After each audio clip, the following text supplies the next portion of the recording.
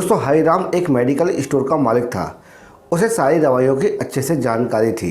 10 साल का अनुभव होने के कारण उसे मालूम था कि कौन सी दवाइयाँ कहाँ रखी हैं और कहाँ नहीं रखी हैं।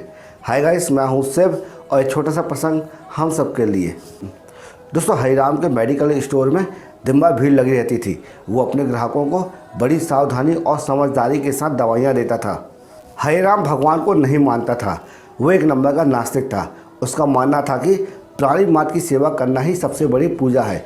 इसलिए वो ज़रूरतमंदों को कभी कभी निःशुल्क दवाइयाँ दे दिया करता था। एक दिन अचानक बारिश होने लगी तो उसकी दुकान में कोई ग्राहक नहीं आया।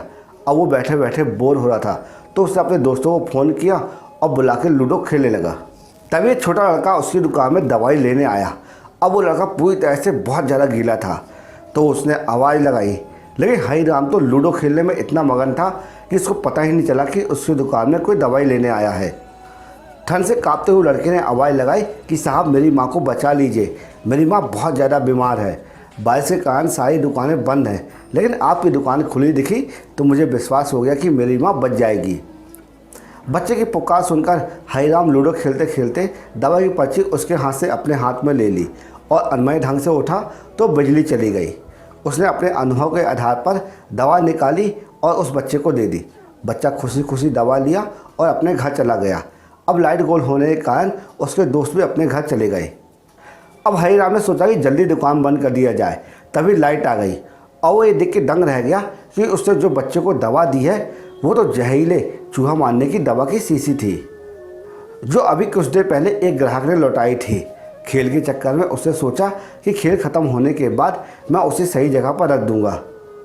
अब हरिराम का दिल जोर जोर से धड़कने लगा और उसके 10 साल की मेहनत पे जैसे मानो ग्रहण लग गया हो। अब उस लड़के के बारे में सोच सोचकर उसका मन तड़पने लगा।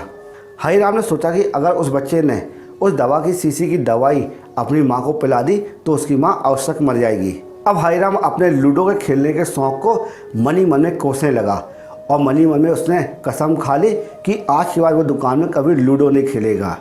लेकिन ये तो बात की बात है, अब उसका क्या किया जाए। अब बच्चे को गलत दवा दे दी गई है।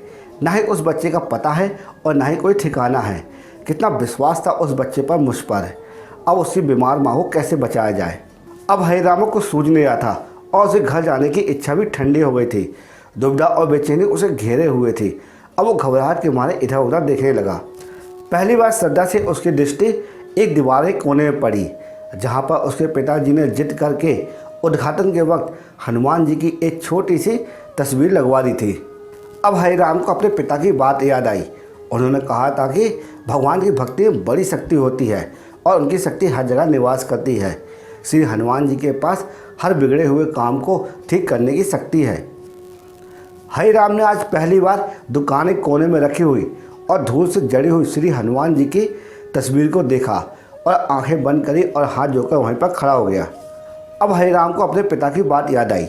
उनके पिता ने कहा था कि भगवान की भक्ति में बड़ी शक्ति होती है और उनकी शक्ति हर जगह निवास करती है। श्री हनुमान जी के पास हर बिगड़े हुए काम को ठीक करने की शक्ति उनके पास है। हरिराम ने कई बार अपने पिताजी को हाथ जोड़कर और आंखें बंद करके भगवान की मूर्ति के सामने प्रार्थना करते हुए देखा था। थोड़ी देर बाद वो लड़का फिर दुकान में आया। हरिराम ने जब उसको देखा तो हरिराम चौंक गया। अब हरिराम मन ही मन में सोचने लगा कि पक्का इस लड़के ने अपनी माँ को वो दवा पिला दी है और इसकी माँ मर गई है। अब हरिराम का रोम रोम कांपने लगा और उसका पूरा शरीर पसीना पसीना हो गया। उसने अपने मन को शांत करते हुए धीरे से पूछा, क्या हुआ बेटा, तुम्हें क्या चाहिए।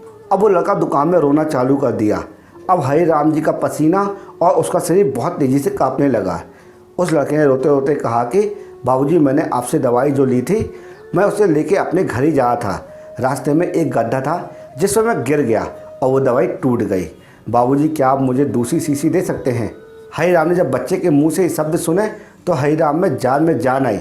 उसने उस बच्चे से कहा कि 2 मिनट रुको, मैं अभी दवा लेके आता हूँ। और वो दौड़ता दौड़ता हनुमान जी की प्रतिमा के पास गया और हनुमान जी की तस्वीर निकाली और उसे जब तक पोंछता रहा जब तक उनकी धूल निकल गई। उनके चरणों में अपना सर रखा और उनसे माफ़ी मांगी और कहा कि प्रभु, मैंने आज आपका चमत्कार देख लिया है।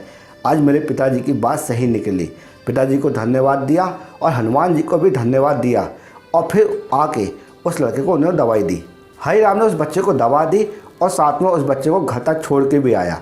उसे घर वालों को कुछ पैसा दे के वहाँ से वापस आ गया। अब हरे राम की एक नई सुबह इंतजार कर रही थी। दोस्तों, आपको हनुमान जी के संबंध में ये छोटा सा प्रसंग कैसा लगा, आप कमेंट बॉक्स में अपने विचार जरूर रखिएगा, क्योंकि हम आपके लिए इसी तरह यूज़फुल कंटेंट हमेशा बनाते रहते हैं। अगर हो सके तो हमारे यूट्यूब चैनल को लाइक कर दीजिएगा। जय श्री राम।